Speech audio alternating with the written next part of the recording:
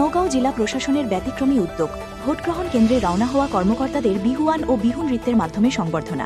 আগামীকাল সকাল ৭টা থেকে শুরু হতে যাওয়া অসম বিধানসভা নির্বাচনের ভোটগ্রহণ উপলক্ষে দায়িত্বপ্রাপ্ত কর্মকর্তা ও কর্মচারীদের আজ নওগাঁও জেলা প্রশাসন এক ব্যতিক্রমী উপায়ে সংবর্ধনা জানায়।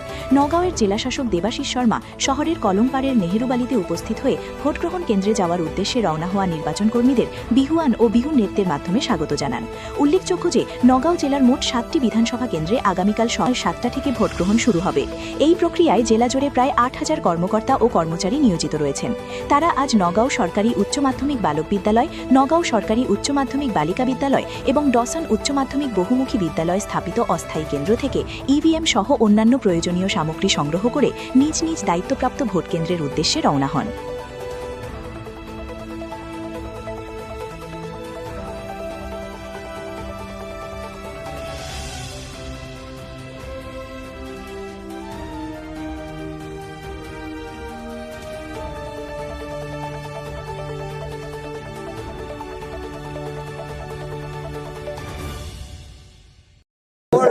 ডাঙৰ দিন গোটেই পোলিং অফিচাৰ্ছখিনি দেখিছে। আমাৰ ৮,০০০ৰো অধিক আমাৰ পোলিং অফিচাৰ্ছ তেওঁলোকে যাব আৰু আমাৰ ১৯৮৮টা আজি আমাৰ যোনখিনি পোলিং ষ্টেচন আছে আজি তালৈ তেওঁলোক যাব। তেওঁলোক সকলোলৈকে মই শুভেচ্ছা কামনা জনাইছোঁ আৰু ওপৰত থকাজনলৈ এই প্ৰাৰ্থনা জনাইছোঁ যাতে আমি নগাঁও জিলাখনত সমগ্ৰ অসমত যাতে শান্তিপূৰ্ণভাৱে সুকলমে যাতে আমি নিৰ্বাচনভাগ সম্পন্ন কৰিব পাৰোঁ।